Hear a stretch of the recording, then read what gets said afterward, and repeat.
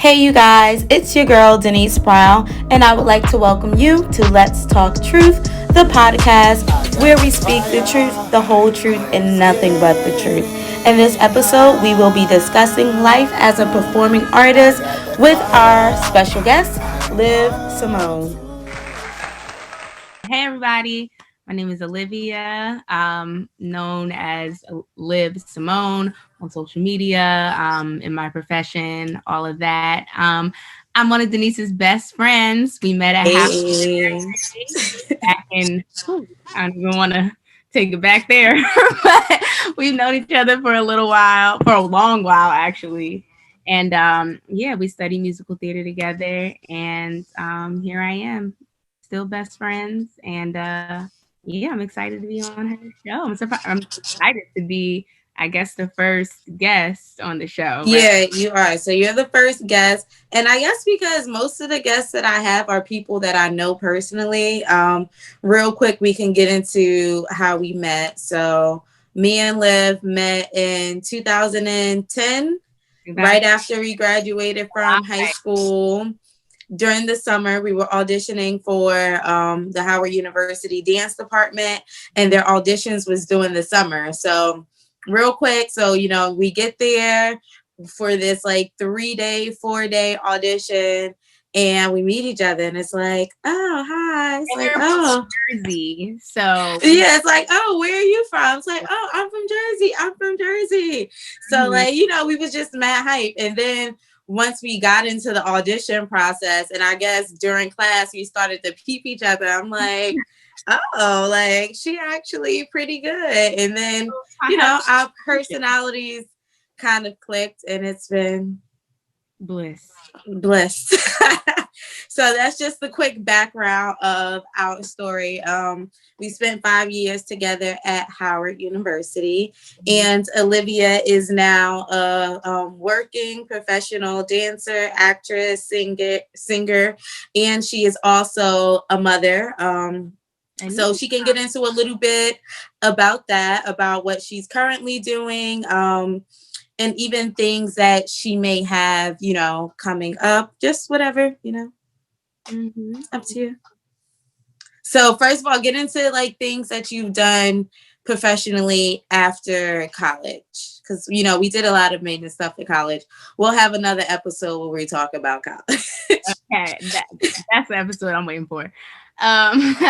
Okay, so professionally, so like shortly after graduation, and like very shortly, probably like a month, if even that, I got an email from our the chair of our department about Shakespeare Theater Company, a very well-known theater company down in DC, was having auditions for Kiss Me Kate, and Alan Paul was the director, Michelle Lynch was the choreographer, and I was like, oh, this might be fun, at like however old I was, like, why not? So it was a local audition, showed up to the audition, danced. We did 2 dance combinations. There were a lot of girls, a lot of other girls there. It was my first time at like a real professional audition. And what style of the audition, like what style of dance was was it for the show? 2 combinations actually. The first one was a tap combination, and then the second one was like a theater jazz combination. So yeah, that's actually the audition where I met a lot of the professionals who I then later on was auditioning with all the time in New York with. That's when I first met some of them. So yeah, so did that. I'm sorry, I'm trying to get my live going too. If I look distracted, I'm just trying to get this situated too. Okay, you good. So yeah, did that. And then I had also auditioned for, like, did some open calls at some of the theaters, Signature Theater, etc., down in the DMV area. And next thing I booked was Jelly's Last Jam, which to this day is still my all-time favorite show that I've ever done. I love being with a bunch of Black people. It was an all-Black cast. I love Matt Gardner, the director. And then yeah, Jared Grimes, the choreographer. It was just a bunch of like crazy talented people, and it was so much fun. It was so much fun. I haven't had that. I mean, I've had fun on every job that I've had, but to this day, that's hands down Nice. my favorite. Um, Yeah, I yeah. remember the pictures from there. The pictures from there was really nice, and all the pictures from there, you was always super, super cheesy. So Oh my I god, knew you was having that fun. everything. It was everything. And I made some lifelong friends, you know, people in the business and everything. So yeah. And then after that, um, Alan Paul again with Shakespeare Theater Company had me come in and do some work with the Romeo and Juliet production, and yeah, that was fun. It was nice to be around Alan again, and nice to meet. It was a nice change of pace from doing musical theater to going into straight up acting, straight up Shakespeare. Yeah, I Again, didn't even know you did that. yeah, there were some. Oh my gosh, the cast was incredible, and they have since gone on to do so many amazing things. I still keep up with them. Incredible. That's dope. Yeah.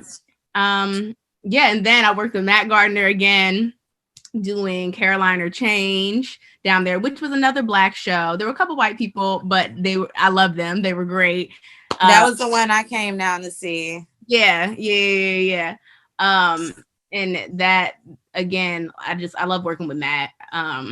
It was an incredible experience. I had so much fun doing that as well. I played the radio with Felicia Curry and Kara Tamika Watkins. If y'all are watching, I don't know, but shout out to my girls. Um, yeah, and so then after that, it was what 2017. Mm-hmm. Yeah, the beginning of 2017. Me and one of my other best friends slash one of our classmates, BB, we took the leap and we said we're going to New York. So we rented a U-Haul, packed up everything that we owned, got on the road. We were going to New York thinking that we had an apartment. Like we were like, we got this place. We're good. We're Gucci. We're moving in. We get like, we're on the highway and we're probably like 3 hours away, no, like 2 hours away from New York. And we get a call and they're like, hey, so yeah, y'all don't have anywhere to live. And it was like, Nice. huh? Like literally everything I own is in this car. So you know, it was I usually tend to like kind of say pretty level headed in situations like that. I'm just kind of like, you know, go with the flow. Like it's gonna be fine. We're gonna figure it out. It was funny because Mm-hmm. Phoebe, I love her to death, but we are so opposite in that I was way. about to say, I know BB And I'm was nearly about to have a heart attack. yeah, but everything ended up working out as I said, Phoebe. Um, and we ended up getting this apartment up in Brooklyn, Flatbush. Oh, Nick Beauregard just joined the Oh, hey, live. what up, And Nick? for you guys who don't know, we're sitting here. I know I don't have this station well, but we're talking to Miss Olivia Russell for our first guest episode of Let's Talk Truth, the podcast. So make sure you guys tune in this January to catch her episode. Um, yeah, that's why you guys can't see her right now, because then you won't need to watch the show. So make sure you tune in to her episode. All right. My bad. Yeah. So dang, where was I? Oh yeah, moved to New York. We got this little apartment above a Haitian restaurant. Wait, is that the apartment of death of doom? Oh girl. I mean, when you say that over my lifetime, how many? Let's be honest, girl. No, was that the dreaded apartment? But would you say? Was that the dreaded apartment with the rodent problem? His apartment. I mean, you know, moving to New York, you have to kind of prepare yourself for the fact that you might see a mouse or, you know. But we're not even gonna go there. It was a rough It introduction. was quite an experience. Okay, very rough, but we made it. We lived to tell the tale. Um, yeah. So then what? Oh yeah. So then I jumped through a million hoops trying to find like the perfect like work slash audition scenario, which was definitely a struggle. It took a lot of time because, you know, when I first got there, I figured, oh, I'll do something that I know, like I've done it a million times. I worked with kids at New York Kids Club, taught dance, gymnastics, like a bunch of like fun physical activities with kids. Um, but the thing about that is my schedule was like, you know, 8 a.m. until 3 o'clock, you know, 4 times a week. So then it was Yeah, it doesn't quite work. I didn't move to New York for this. So we're going to have to revamp and come up with another plan. And so, yeah, that's when I was like, okay, let me try the nightlife. Let me try to work at night. Again, it wasn't working.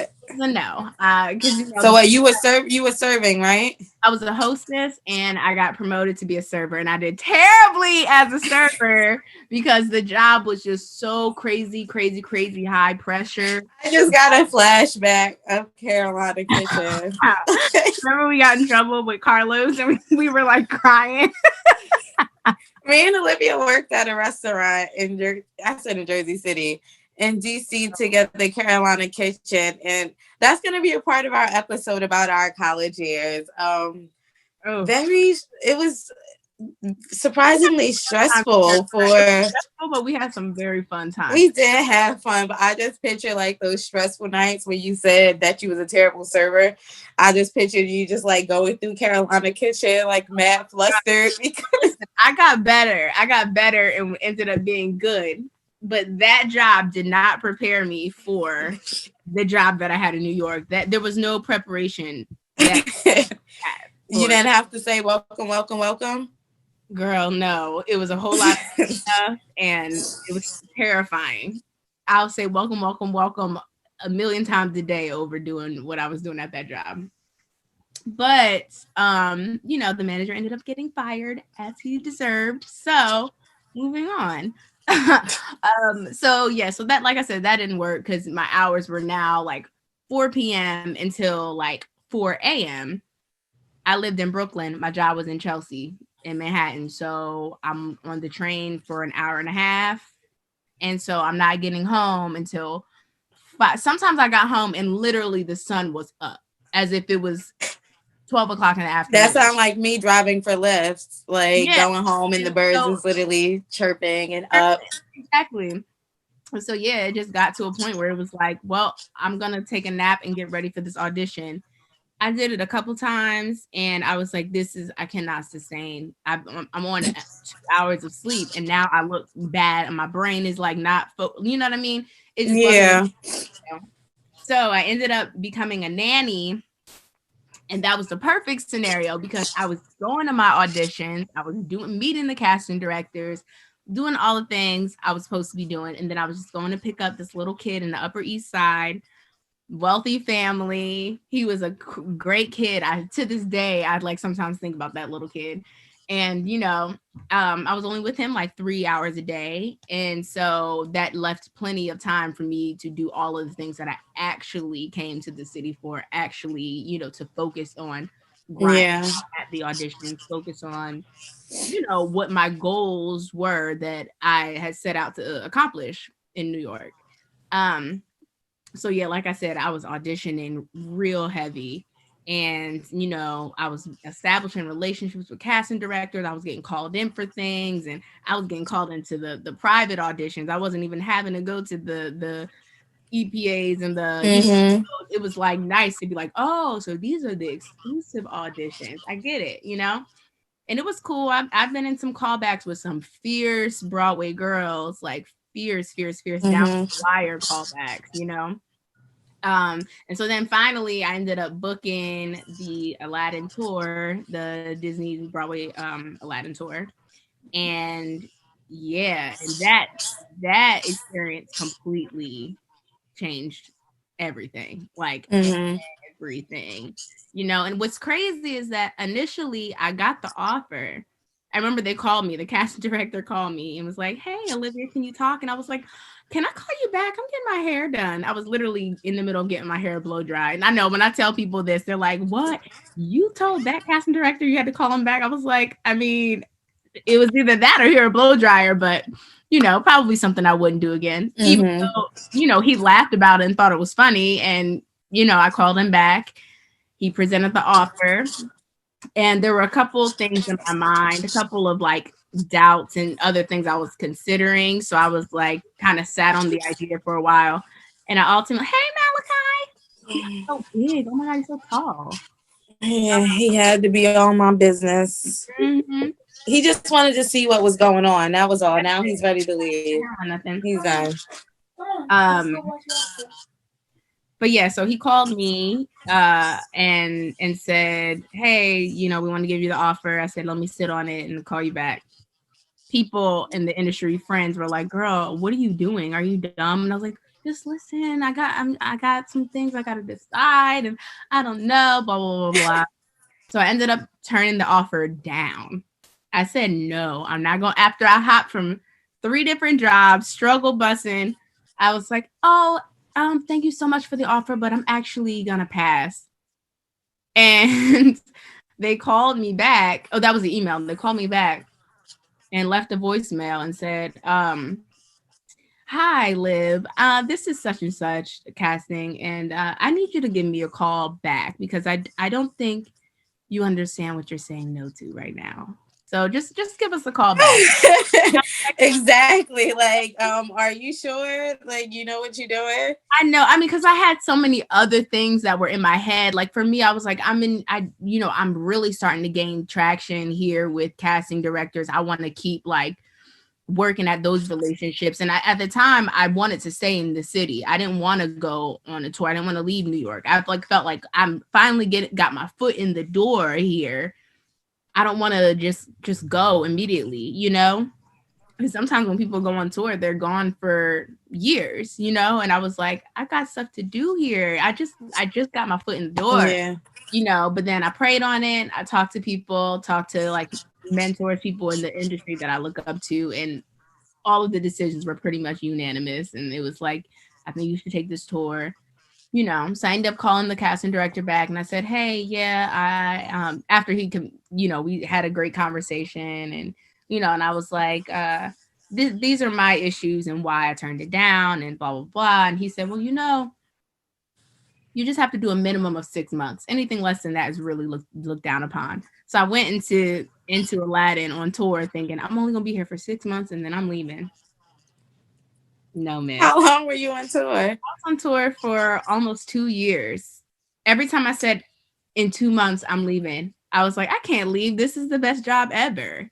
Like ever. I'm traveling the country, doing what I love. I'm performing. I'm going to all of these beautiful houses, all these beautiful different, meeting all these like dressers and hair people and everyone, like it just, the energy was there and it was what I loved. I had so much fun doing that show. It was everything that I had like prayed for.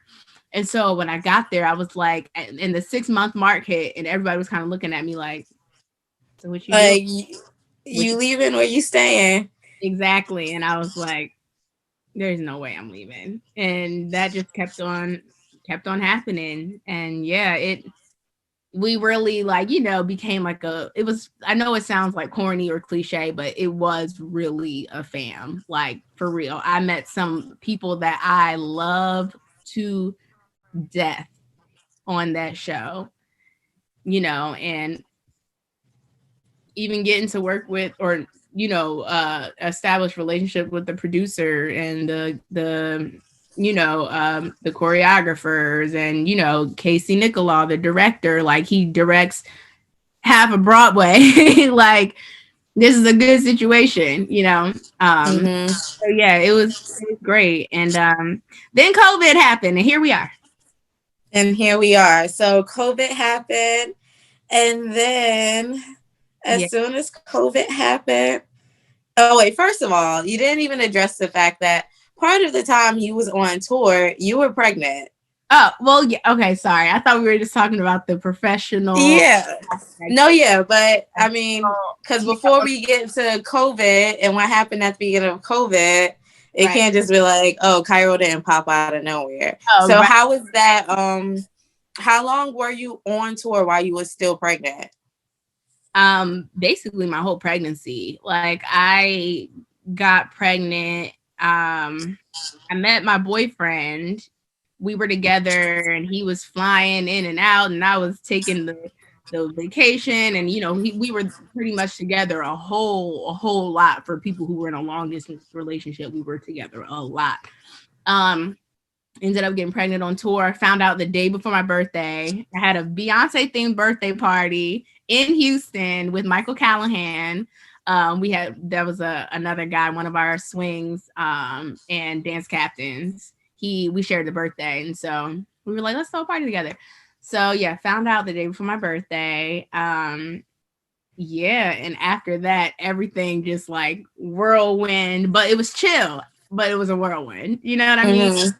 And yeah, I found out I was pregnant in July, and then I stayed on tour until February 10th. So I was still performing on stage until in my third trimester. So they had like Disney, when I tell y'all that like their company, first of all, this had never happened before. They never had a girl in a show on tour get pregnant ever. So I made history, okay?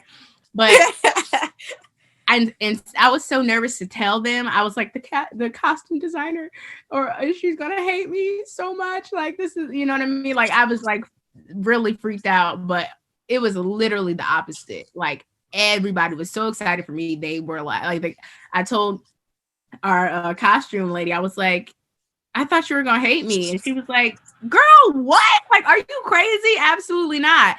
And that was like the main thing I was worried about. I was like, oh my gosh, I see how hard these ladies work. They're going to be pissed when they got to take my costume from like this big to this big. But they did it. They hustled. They really, really did. And so, yeah, I was performing with my belly like out to here into my third trimester.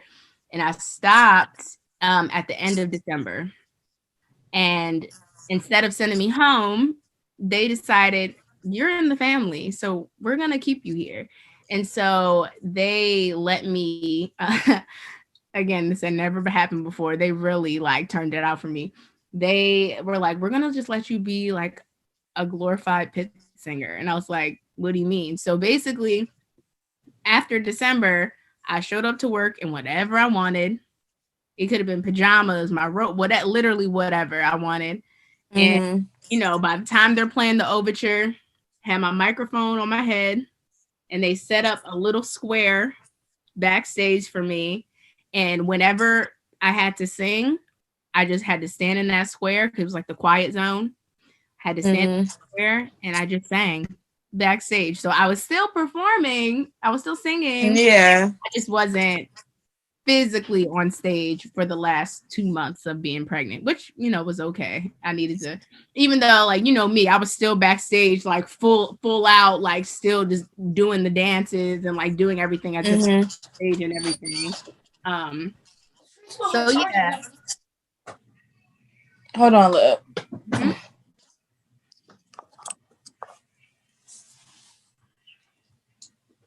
It's my young little ugly, so that's my nephew. Interrupting. Auntie? He's not a smart kid. Nayan. Yeah. Hey, you gonna go say hi to me? He looks a hot mess, okay? I don't think he wants to get in the camera right Listen, now. Nayan, I respect it.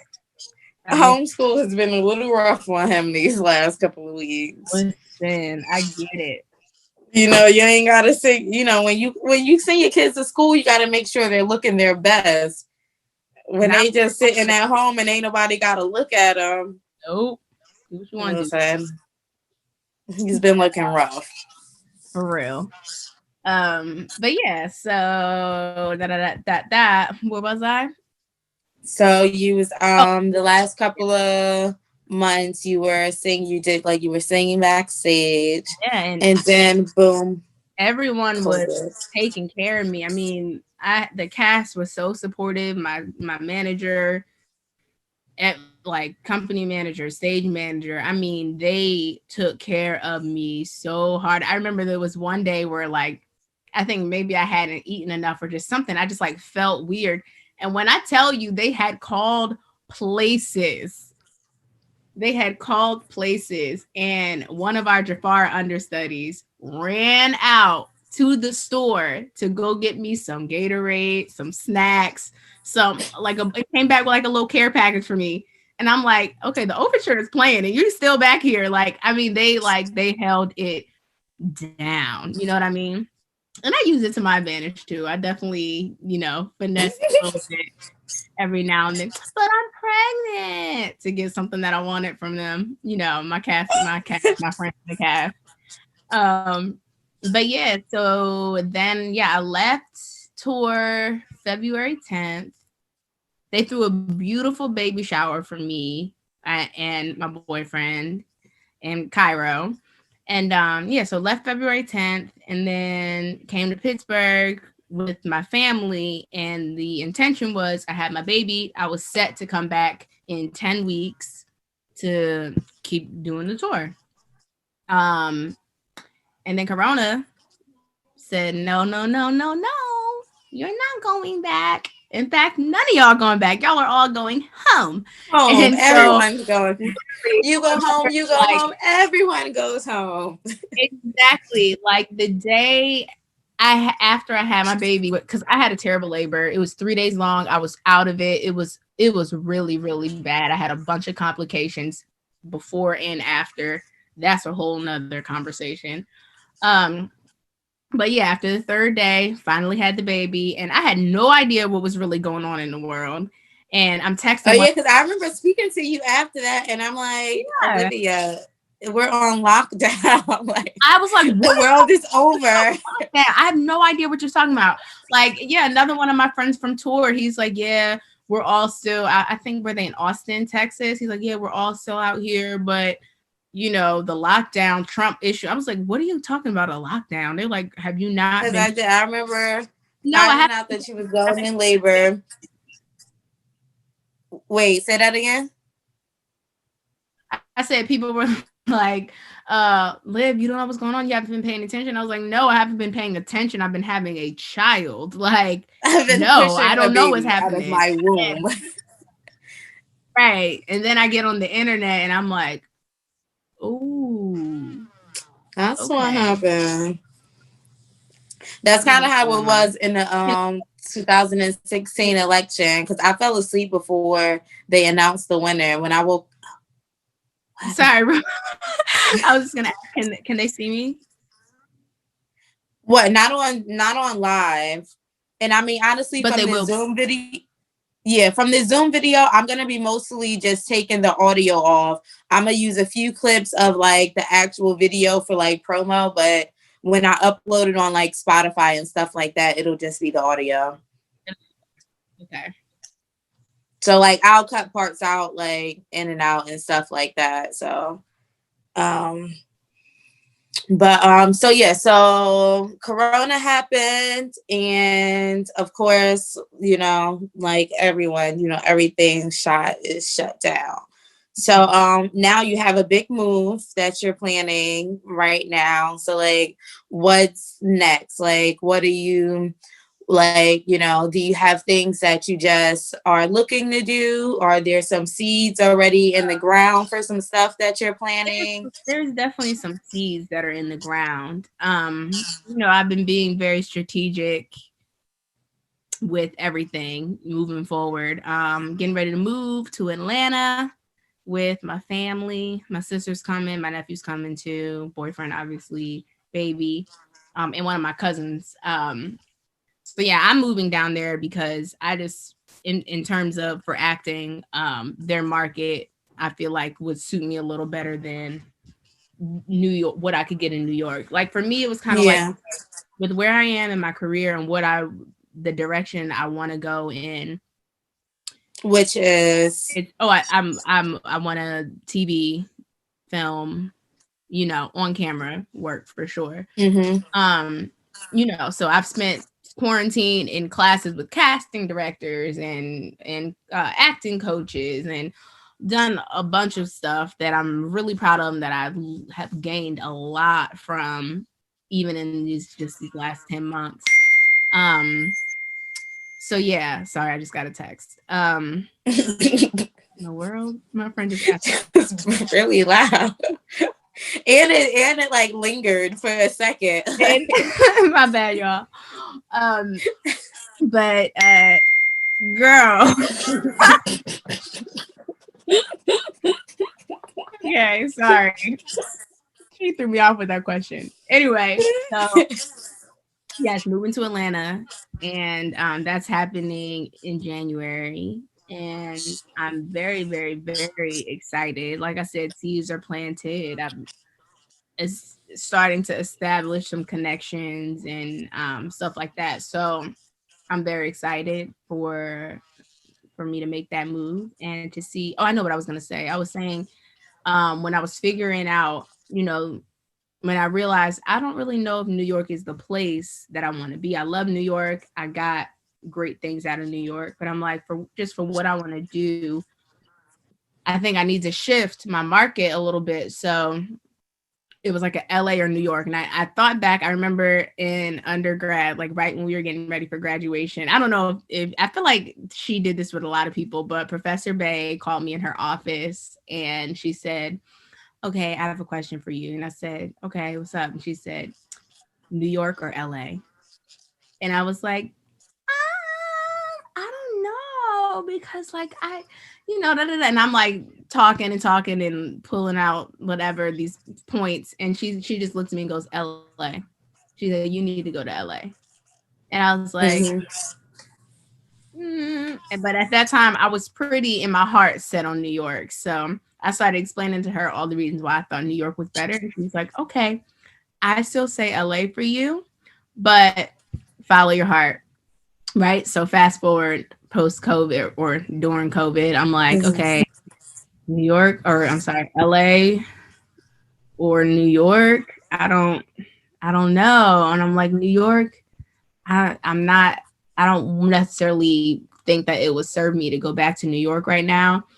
LA is a big jump. Not like in terms of living wise. I have family there, like very close family that lives out there. I've been there a million bazillion times. But career wise, I've seen people fall into the trap. And it's not a trap because everybody's story is different. But, the way it works out for a lot of people is there's LA is just a different ball game. And it's a lot harder from what I've heard. But it's a lot more saturated. I mean, yeah, it's just and a lot of the real heavy hitters who have been doing this for a million years are out there. You know what I mean? So it was kind of like I need to kind of work my way up. Like I want to get some really, really, really solid credits to myself before I take that leap. So eventually LA sounds good. Sounds great. Yeah. But for where I am and the trajectory that I see myself on, I feel like starting in a market like Atlanta as a Black woman, young adult Black woman, that will be a little bit better, very beneficial place for me to really start working that muscle, So, like I said, January, I'm coming for you, ATL. I'm excited. I'm ready. Let's do this. That's a wrap. Again, thank you for tuning in. This is Let's Talk Truth, the podcast, where we speak the truth, the whole truth, and nothing but the truth. Another thank you to our special guest, Symone. Be sure to like, follow, and subscribe on all social media and streaming platforms at Let's Talk Truth, the podcast.